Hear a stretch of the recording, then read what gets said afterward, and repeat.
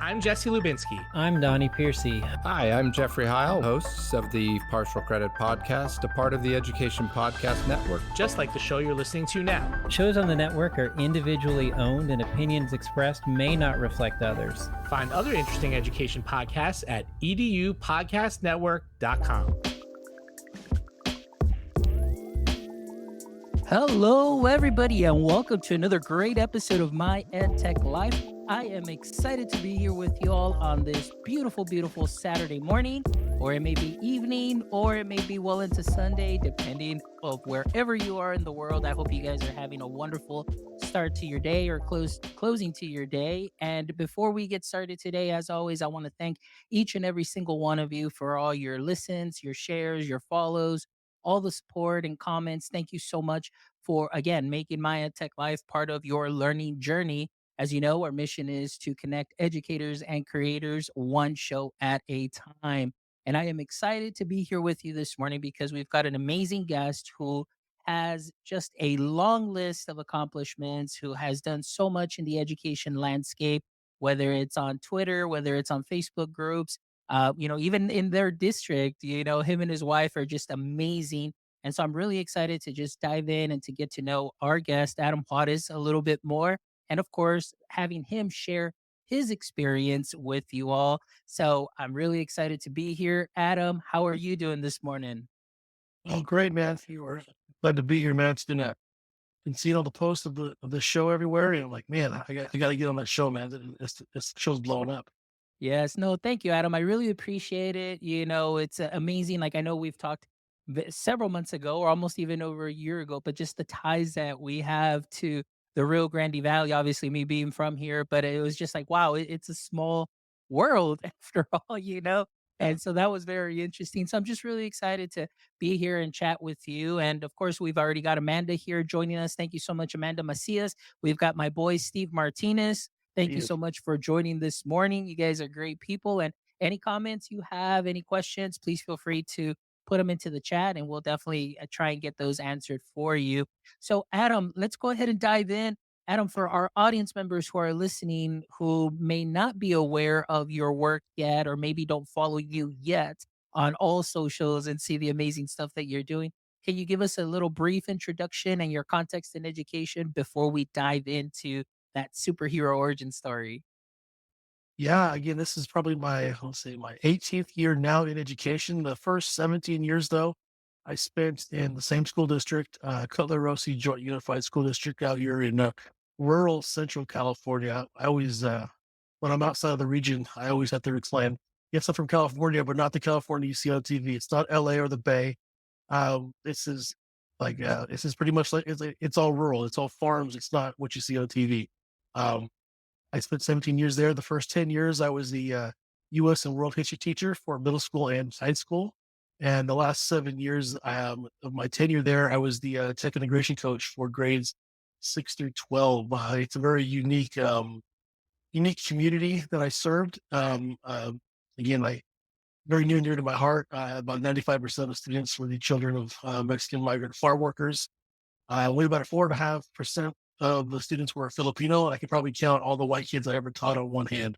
Um, we're not a very diverse area, but it's still a little enclave right here in California, and a very unique community that's near and dear to my heart. And it grew on me. I actually, when I got hired there, I thought I'd go out there, and I heard of the town. I'd go out there get some experience, and then lo and behold, 17 years later, it took a lot for me to leave. So in the last year, I've been on a journey of I tried my hand at freelance consulting, and with some hit and misses and some successes. It's been a little frustrating, but I'm now transitioning into a new role, a little bit more stable. Excellent. Oh, well, thank you so much for sharing that. And obviously, just getting to know where you're from as far as where you were working. Like you said, it's not the California or the LA that a lot of people are used to seeing, but being out there and just the fact that you're working also with migrant farm workers. And of course, being here from my geographic area in South Texas, I know a lot of families and even growing up, even family members of mine traveling to different states and of course go following the work wherever it was and going into schooling over there. And I know that that could be very daunting for them, especially being somewhere different, somewhere new every so many months as, they follow the work. So thank you so much for, your service also to, that community, because it's definitely so important to be able to reach out to them. So that's awesome. And Steve also here mentioning in the chat, Central California also as well. Great people out this way. So thank you, Steve, for joining. All right. So Adam, I know like you've done so much and I know you covered so little just in that brief introduction, just because I just wanted to get our audience members to kind of, get primed up and ready. But, my favorite segment of the show is this first part, which is that superhero origin story. You mentioned being in education almost 2 decades, and so as every hero, we know that they have that origin story where they first started. And I wanted to ask if education was what you planned to go into, or was it something that came in later in life that you fell into and just absolutely just grew and fell in love with? I would. The short answer is no. I honestly had no idea what I wanted to do with my life. And I just had a million and one different ideas, a lot of delusions of grandeur. So we'll have to take it back to my childhood. I was born in this Orange County, California. I live 2 miles from the beach in San Juan Capistrano. It's still my favorite place on earth to visit. So got family down there. Best weather in the world, if you ask me. And my dad was the equipment manager at Saddleback Junior College down there. And in 1983, I was 2 years old, and he got a call. Hey, for a better job to work at Fresno State, which is about 4.5 hour drive north from Orange County, and a completely totally different culture and lifestyle and weather than South Orange County in Southern California. So we, in the middle of August, we packed up the Ryder truck and we moved up to Fresno, and 110 degrees, and it was totally different from what we were used to. And so my dad got the job. It was a huge promotion for him. He couldn't say no to it. Just uprooted his family and something we had to do and deal with. And you know, we moved up there, and I pretty much spent my whole childhood in the locker room at Fresno State with all the athletes. And so I grew up. I wanted to be. I was going to be a wide receiver. My first favorite player at Fresno State that I looked up to, number one, his name was Larry Willis. He was a record setter, wide receiver. And then he graduated, and they a little sad. But then the guy who hired my dad, Coach Sweeney, recruited another guy named Stephen Baker to come up there and replace Larry Willis. And Stephen Baker, they call him Stephen Baker, the touchdown maker. He actually caught what was the game-winning touchdown in the Super Bowl. The first year the Bills lost it, he played for the Giants. And Stephen, I liked him because I was a little guy. I was really kind of scrawny, and he was a little guy, just fast. So I looked up all to the short little players, and he always took time to to talk to me, play with me. He let me after practice of games, I'd ride a skateboard around the locker room, and really connected with me when I was a kid. And I'll never forget watching a halftime feature on him on our local local Fox affiliate now, Channel 26. And they asked him about what he likes, what he wants to do with his future after football. And he said something to the effect that he always wanted to do something with kids. And I'm like 5, 6 years old watching that, and that just resonated with me. And I'm like, here's my hero, Stephen Baker. He wants to work with kids. Hey, maybe that's something I can do. And I just would replay that, growing up in my head, and kind of pushed me in that direction. I kind of felt naturally like a connection toward working with kids. I played soccer my whole life. So as much as I love playing football, I wanted to play football. I couldn't because I have some scoliosis in my back and a few other issues. So football was not going to work. So I played the other football, and I was a lot better at it. And growing up in off season, I'd volunteer to coach youth teams and stuff, and do clinics, and really enjoyed myself. Actually, my first job ever was working at a summer camp for kids. I was like 15, and they gave me a whole class of first graders and kindergartners, and it was natural to me. But I still didn't know what I wanted to do. I still had delusions. I was going to go play in the World Cup and stuff, play pro soccer. It would have been easier to do nowadays with the way that the game has expanded in this country. But when I was growing up, weren't too many opportunities for that. But I still had that delusion, and I got into high school and, junior, senior year, trying to figure out, well, what's next. Didn't know really what I wanted to do. I wanted to continue playing soccer. And so I remember walking from lunch out of a history class with one of my best friends. His name's Adrian. And we were just kind of talking about, what we want to major in. And I just instinctively said, well, I want to major in history. He's like, dude, what are you going to do with history? You can't, when jobs are out there. And I just instinctively, without saying, I can teach. And that was the second kind of moment where I kind of, oh, okay, maybe this is what I want to do. And, so Stephen Baker kind of wanted me to get loving working with kids. And then this instinctive moment that, hey, you know what? I love history. I can teach. I didn't even think about it. He just came out. And those two moments were those kind of, those watershed moments, I would say, that guided me towards education. And like I say, I haven't looked back.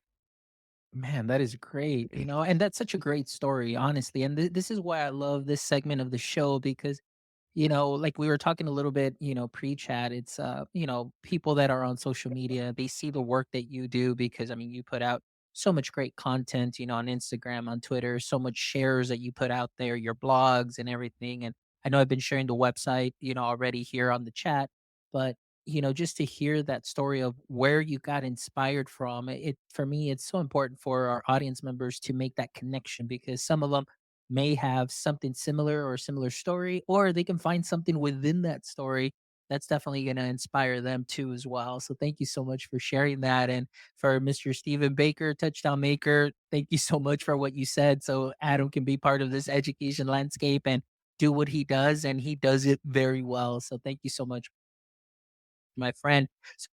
So that's kind of for a little bit before I know you have taken on a new role, but before we get into that, talking a little bit about ed tech and being a Google trainer and obviously also a Google innovator as well. So I just wanted to ask you, you have your do tech very well. You put blog posts up.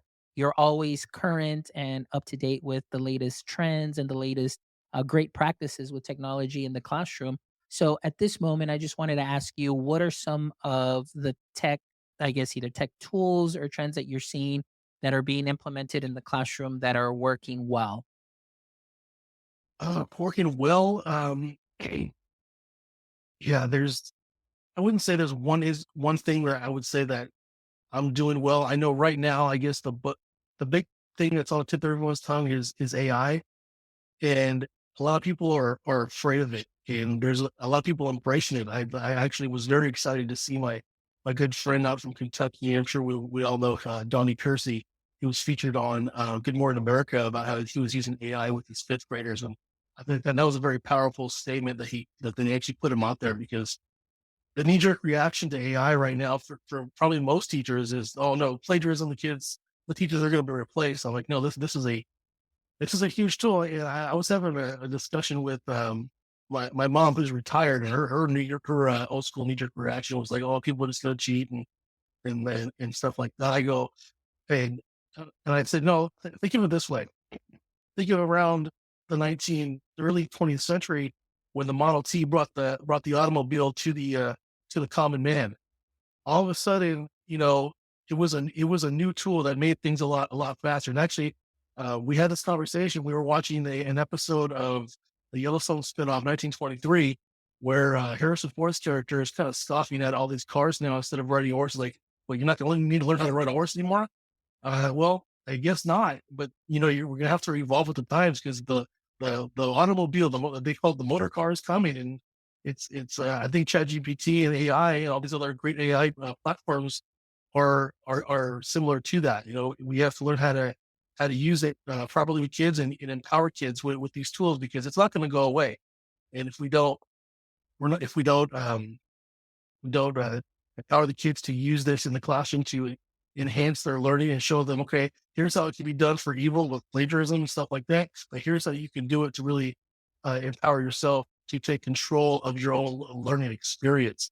That's the opportunity. That's the mindset we have to have. And, I guess we're always evolving, and we can either fight the evolution or we can roll with it. And that kind of takes me back to my first year of teaching, I know if my friend Kyle Anderson's watching, he's going to laugh at that statement just because that's a whole inside joke. But my first year of teaching, I remember struggling like any first year teacher was, and my veteran teachers in my department were like, hey, just get through the year, survive it. And then next year you have everything already made and you just, it's cruise control. And I'm like, that never sat right with me. And over the years, I've never taught the same lesson 2 times the same, 2 years in a row the same way. It was always evolving. There was always something new I was learning. Now they got into tech, it just even got even the acceleration of learning and new ideas just kept on coming. So again, back to the idea of AI, I think that's really what we need to focus on, because it's not going anywhere. I mean, Microsoft is putting it right into all their suite of tools. They're really soon they're going to put Bard into everything that they do. And I mean, they already kind of have it there a little bit, but it's going to be fully blown and integrated. And we have to be on top of it and really show these kids of how it can be useful. Because too often technology for students can be seen as a toy, and we need to show them that it's also a very powerful tool.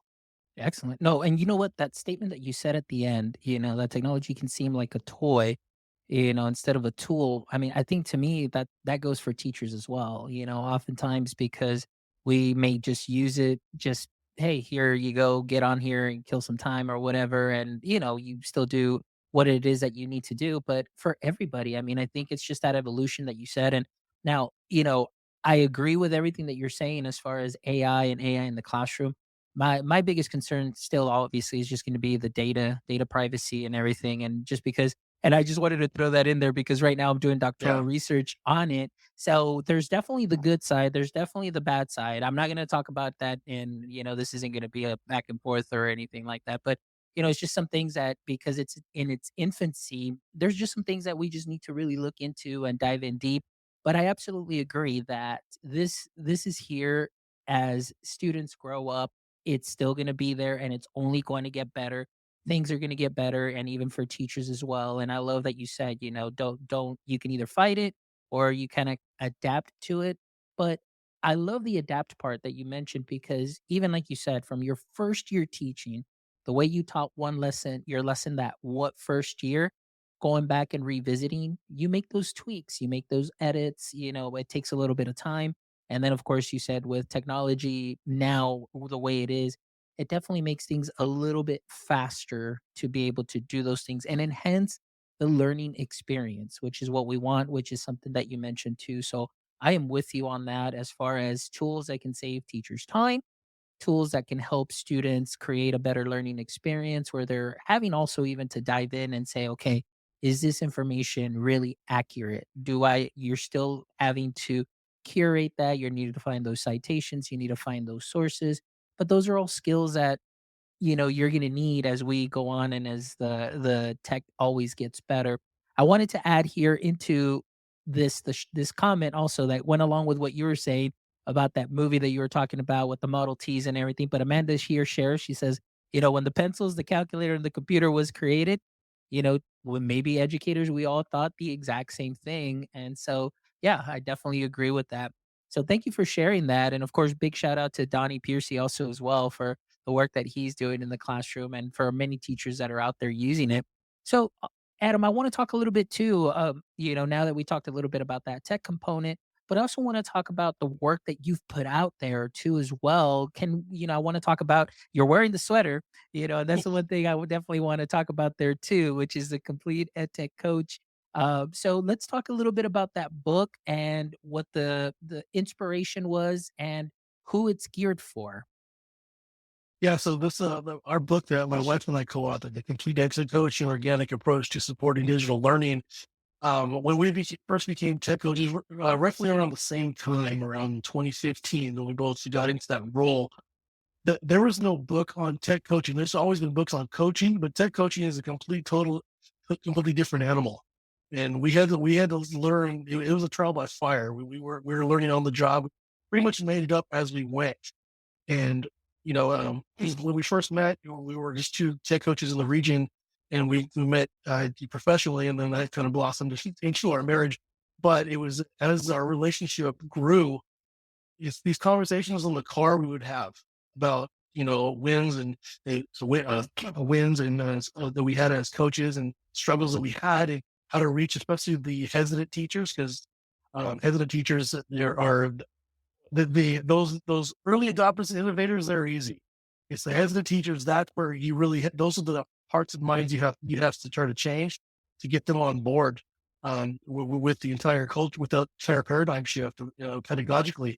And it was those conversations, and then we had a lot of similar blog posts, and we're like, you know what, we have all these stories in our head already written out. Also now in our blogs, we have a book here. Like we need to write the book that we wish we had when we began our tech coaching journey, and that's pretty much what it was. And we reached out to Dave Burgess Publishing, and he told us to go for it. We were able to, and it was a really it was a blast to write this book and tell a lot of our personal stories. And we have you know different sections on the mechanics of the job, our pedagogical and philosophical ideas, and so on and so forth. And I really got to bring it. We talk about something, the work-life fusion. A lot of people say the work-life balance, but we see our job, and it's easier said than done, as a calling to service.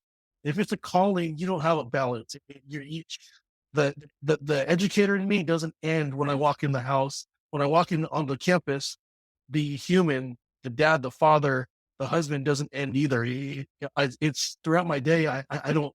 There's no switch. There may be a pause button here and there, but there's no switch.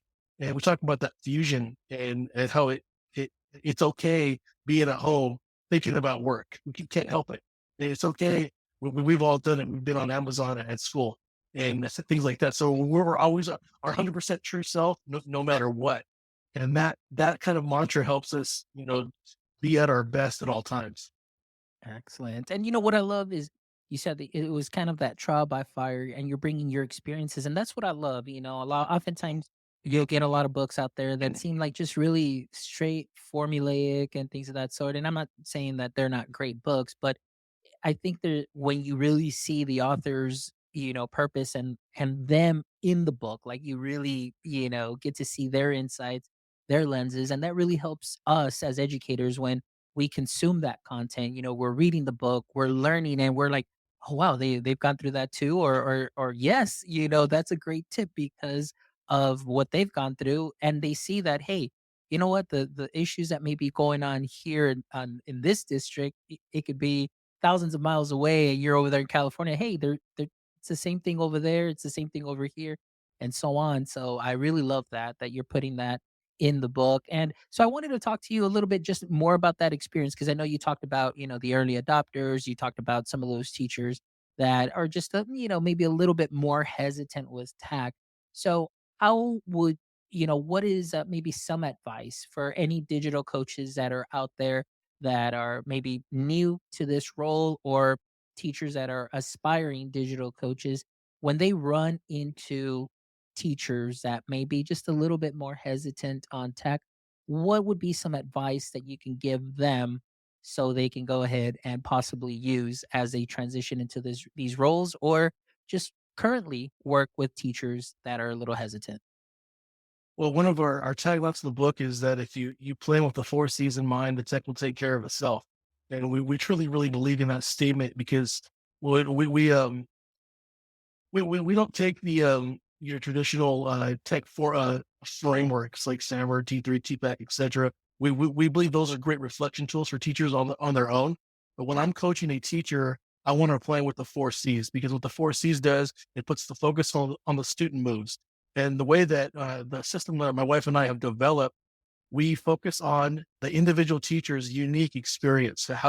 And before we even get into the planning, we're like, all right, how long have you teaching? What have you taught?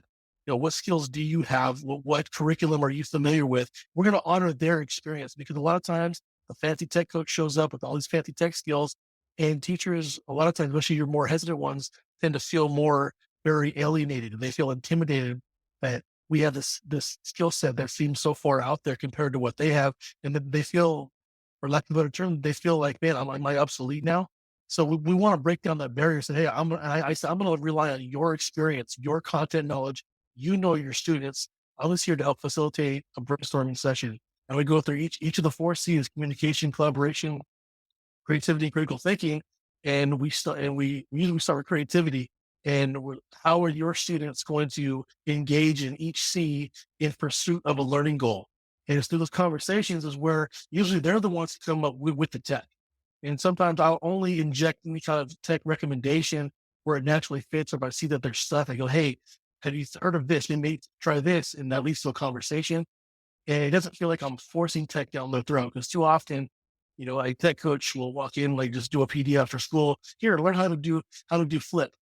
And then there's no implementation here where use their unique context and find where the check fits in organically. Again, the whole idea of our book is the organic approach, and we believe that by doing it this way, it's going to be organic. It's not forced. It's more natural. Excellent. I love that you shared that. And Steve also here, he's joining us on LinkedIn. Thank you, Steve. Says customizing to the teacher, like for students, works great. Love this. And as you were talking about that and you were mentioning, I was like, wow, it's the exact same thing that a teacher, how they would approach that student. It's the same thing for the teachers as well. And I love that you mentioned that because, as teachers, we still have to see ourselves as students many times. And I love that you mentioned too that sometimes the intimidation factor that may come in when somebody that's maybe just, and I'm just saying more experienced in the tech component, but I love the fact that you would embrace the knowledge that the teachers have first. And like you mentioned, I'm relying on their knowledge and what they have. And then all you're doing is just helping facilitate and add that additional layer to create either that student engagement or that wonderful learning experience. So I love what Steve says here too. Also, more than just how to use the tool. Absolutely. So thank you so much, Adam, for sharing that because I know that, digital coaches, tech coaches or there may be a different variety of titles that are out there, but these are the people that go in and help teachers. But I think that advice is wonderful. So I definitely recommend that you check out the website, look out for this book on Amazon too as well, because it is a great read and it does have some amazing tips for anybody in our roles to be able to help and adapt that what you see there for that current teacher that you may be working with. So some great tips there. All right. So I also wanted to talk a little bit about ISTE. I know in your bio, I was reading, that you have been recognized also, as an ISTE featured voice, recently, like last year, but I know that you're heavily involved also. Can you discuss just the involvement of ISTE and how its impact or the impact that it has made also on your career? Yeah, ISTE's been great. I mean, I went to my first ISTE in San Antonio in 2017 and haven't missed one since. And I've been fortunate. My first ISTE, I got to present like 4 or 5 times, and that was a huge just shot in the arm of confidence for me because like ISTE is the entire world. I mean, I had kind of made my name for myself here locally and regional conferences and Q out here in California. And then when the ISTE said, "Hey, we want you to come present," I'm like, this is huge. It's funny how a lot of my whole tech coaching and my experience in ed tech really kind of got jump started just through the idea of presenting, and I kind of threw myself into just throwing my name in the hat for all these different conferences, and I started getting accepted, and that each time it just built my confidence, and when ISTE get called and hey, why don't you come present here? I'm like, this is just massive. I got to go fly out to San Antonio and do this stuff and just connect with you were mentioning about how we may be thousands of miles away, but we have a lot of shared experience. What my experience was relevant to people across the world. And a lot of times, to me, doesn't feel very innovative, doesn't feel very big, but to someone else does. And just the opportunity to meet people. I know through my it's not defunct now, our Twitter chat, CB Tech Talk, we happen to get people from around the world randomly would join in actually from Europe and the Middle East. And there was a lady who joined from Israel, and I got to meet her at ISTE in 2019 in Philadelphia. She came to my poster session. Like, hey, I'm so-and-so from Israel. You remember me? I'm like, oh my God, this is just so it was just so exhilarating to meet these people and how,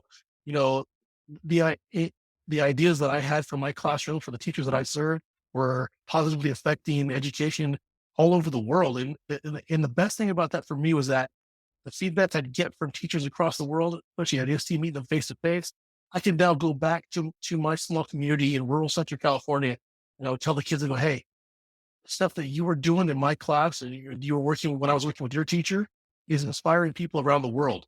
And these kids who are living on a little small bubble here in rural Central California didn't have a lot of huge concept of the world as a whole, and saying that their work that we were doing is inspiring people on the other side of the world.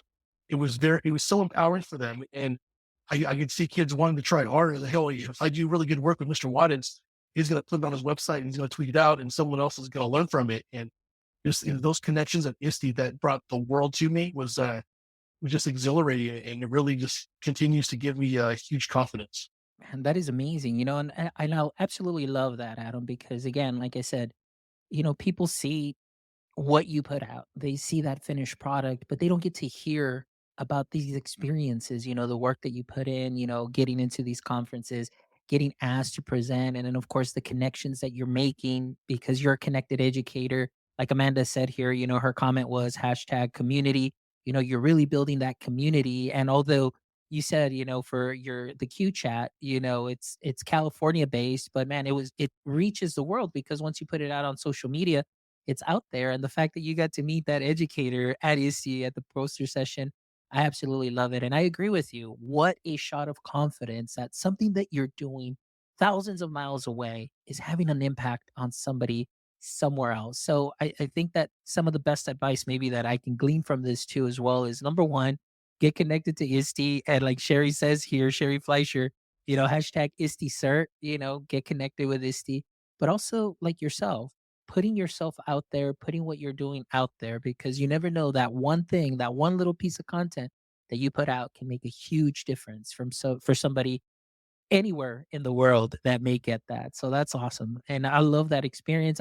I still yet to make it to an ISTE. I've never made it out there, but I definitely need to save up to make it out there. And hopefully one of these days I'll definitely run into you over there in ISTE or maybe even at just another conference locally, but I definitely be very excited for that.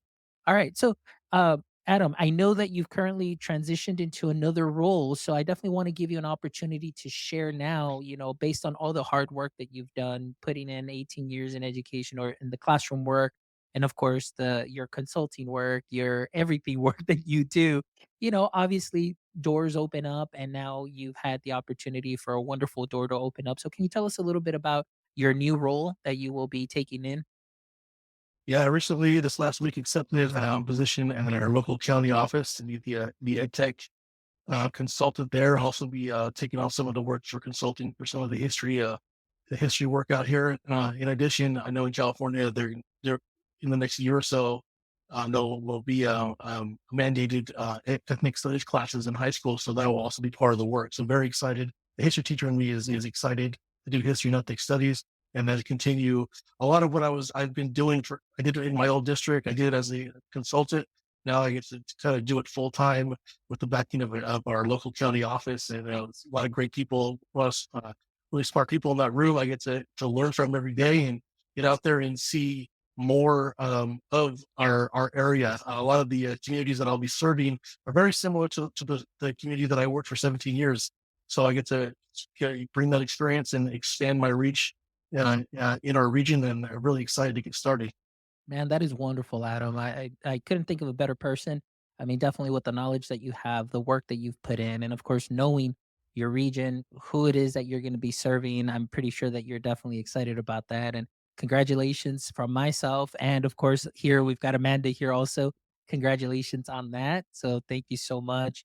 All right. So before we kind of wrap up our conversation, Adam, I kind of wanted to ask one last question before we get into, well, not one last because there's three left after this, but before that closing segment, I wanted to ask what would be some advice that you would give some educators that are maybe, again, I know you mentioned a little bit as far as digital coaches working with those teachers, but what what should teachers always keep in mind or key considerations for best practices when introducing tech or using tech themselves?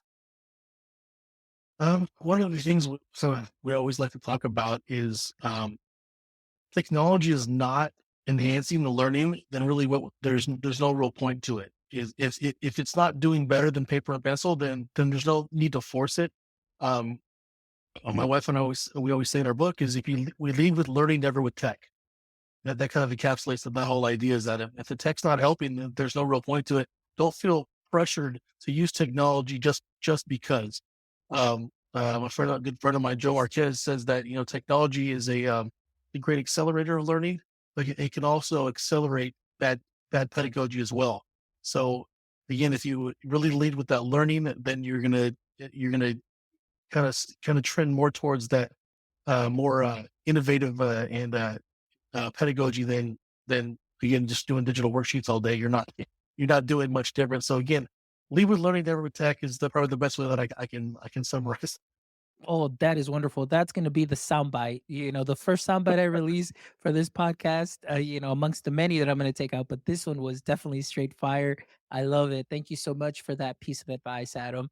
All right. So now we're going to go ahead and we're in the closing segment of our show where I finally get to ask my guests my favorite three questions. And I know that this is a huge favorite for my friend Josh Tovar, who's out there. And I know he's watching or listening, or he'll probably catch this on the replay while he's working out. So big shout out to Josh Tovar.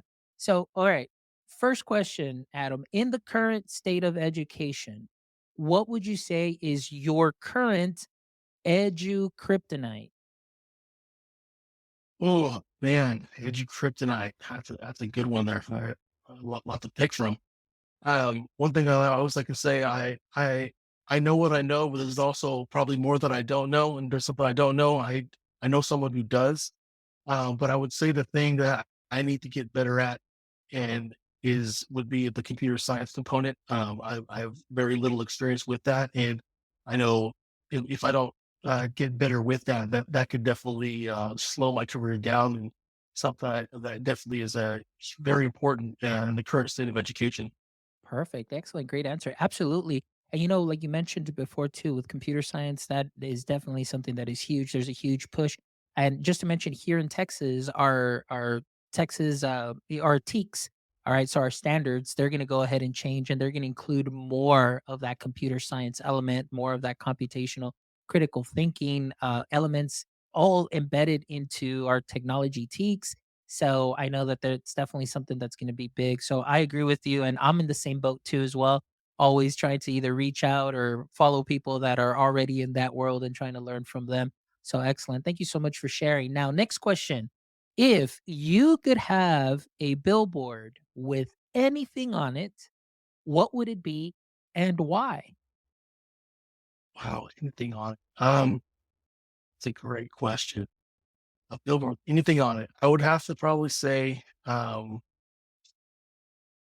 would probably have to say that quote that I said a few minutes ago: "Lead with learning, never with tech." I think there's too much of people in the world that when they look at people who are outside of education, they see technology and education as two separate things instead of being complementary to each other. And definitely, I would want that out there because then that can lead to conversations. Say, hey, no, this is either one. These are they're two sides of they're different sides of the same coin. And I think that there was actually a huge, and it didn't get publicized too much, but I think it's going to be huge going forward, was the merger between ASCD and ISTE. So you have ASCD, which is the curriculum, and then you have ISTE, the technology. There's a merger there. So it's showing that, hey, curriculum and technology, they're two sides of the same coin. And definitely people need to understand that skills. People in government and parents who are in education need to know that these are not two separate things that are not mutually exclusive. They scratch each other's backs and they enhance each other. Excellent. That is a great answer. And I love it. And like I said, right now, I was like, okay, that's the second soundbite right there, too, as well, because it's true. And oftentimes, I think that maybe districts could do a better job at maybe, like you said, understanding that the tech and the curriculum do go together and start embedding some of that technology as you're building your curriculum. And of course, because it's that learning component, you're enhancing, working with the four C's and so on. So, yeah, you're absolutely right. Great answer. I love it. Great soundbite too, for sure. All right, and the last question, Adam. Let's say, okay, we talked a little bit about podcasting, and I know, you guys had you and your wife had, something going on too as well as far as podcasting. But of course, things happened. The world changed, after COVID, and then of course, you guys get very busy. So, but let's just pretend that this is your podcast today. All right, this is the Adam Juarez Tech Coach podcast, and I am your guest. what would be one question you might want to ask me? Oh, that's a great question because we've been toying over with the idea of bringing back our old podcast and kind of focusing on the one of the sessions. Actually, my wife and I will be co-presenting at Q next week, which is one of our we've done it at ISTE for years now. It's called Foresee the Future, where we run teachers through our method of Foresees brainstorming and lesson design. And once you go through that whole brainstorming, you can plug in those ideas into any district mandated lesson plan template. So that we wanted to kind of repurpose our old podcast where we'll bring a teacher on and run them through our Foresees brainstorming session. So again, as I alluded to earlier, we we would have we would have asked, well, what's your experience, or what have you taught? We want to lead on your content knowledge, your knowledge of your students, and then jump into the four C's and how each kid, your students will engage in each of the four C's in pursuit of your chosen learning target. So just kind of that would be the series of questions we would be running through in the new version of our podcast. Perfect. That's awesome, dude. I love that. And for me, that is so important, just the four C's. But for me, and this might be a different approach, or maybe, and I always, people are always like, that's it, like, what advice and things of that would you do? I always say, you keep it simple. And I think the formula that you have, walking them through the four C's is just something amazing. And I absolutely love that title, Foresee the Future. That's just gold right there. That's why right now when you said that, you probably saw me kind of like smile and be like, yes, that's a hit. So I absolutely love that and the collaborative aspect. But yeah, coming on the podcast, hearing from teachers and just to see and hear how they're doing things, that's something that is amazing. So awesome stuff, man. Hey, Adam, it has been an amazing conversation. Definitely. You filled my bucket today, my friend. Just also hearing your story right from the beginning, with Stephen Baker, touchdown maker, and how that made an impact on you, led you into teaching, and then of course doing the amazing work that you're doing and that you and your wife continue to do through the book, through all of the digital content that you put out there for us to, as we continue to learn and evolve. And so I really appreciate you and appreciate the work that you both are doing, because we definitely need more of that in the education landscape, because I think it's a positive for new teachers, aspiring teachers that are coming in to say, hey, I may feel overwhelmed, but I know that by connecting with amazing educators such as yourself and seeing some of the resources that you put out, that kind of brings a little bit of relief. And so thank you so much for what you're doing, my friend. And before we wrap up, and I start closing out the show, please let our audience members know how they can contact you or where it is that they can follow you in case they want to go ahead and get more familiar with your work or contact you directly. I always say I'm very easy to find. I'm not hiding at all, but you can find me on all the socials. I am at Tech Coach Juarez on all the socials. My email is djuarez at techcoachjuarez.com. One of my taglines when I finish every session is like, and I borrowed this from my friend and mentor, John Carippo, who actually was a college football teammate of Stephen Baker, the touchdown maker. But he always, I stole this from him. He's like, hey, when you have a session with me, you have free tech support for life. So my wife and I, we always say, whether it's email, social media, however, you know, uh, we always respond within 24 hours. Whether it's today, tomorrow, a year from now, we try to hold ourselves to that because teaching and learning is a collaborative sport. We shouldn't be doing this in silos, doing it alone. We're here to help and support you the same way people have been the same for us. So hey, just reach out. I'm easy to find. Honestly, just Google me. You're gonna find about a dozen different ways to get a hold of me. And I'm active on everything. So easy to find. Perfect. And of course, all of that will be in the show notes as well. So that way you can contact. But thank you, Adam. I really love what you say. You've got tech support for life. That's something that's very important. And for all our audience members that are listening, you're looking to connect with amazing educators. I mean, listen to what Adam is saying. Free tech support for life. If you have a question, a comment, maybe just asking, like, hey, maybe can you share a strategy or something? And like Adam said earlier, too, if he may not be able to help, I'm sure that he can connect you with somebody that can give you that answer too as well. because we are a community. And I love also what you said, man, Adam. You've got so many great sound bites here. Like you said, education, it's a team sport, and that's the first time I hear that. And that is something right now that I'm like, wow, never saw it that way. But thank you so much. I appreciate it, Adam. Thank you, thank you, thank you. And for all our audience members that are out there, thank you, Steve Martinez, for joining us. Thank you, Amanda Macias, for joining us right now live. Sherry Fleischer, thank you so much for joining us as well. And for all of you that are going to be catching this on the replay, whether it's on YouTube and your favorite podcast player, please make sure you give us a thumbs up. Please make sure you subscribe. Please make sure that you share.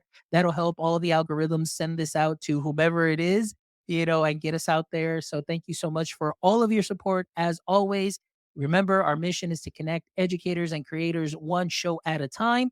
So thank you so much. Please make sure you visit our website at myedtech.life, myedtech.live, where you can check out this amazing episode and the other 182 amazing episodes with great educators, great creators, where you can listen, maybe take some of those knowledge nuggets, sprinkle them on to what you are already doing great to enhance that learning experience. So again, thank you so much as always. And my friends, until next time, don't forget, stay techie.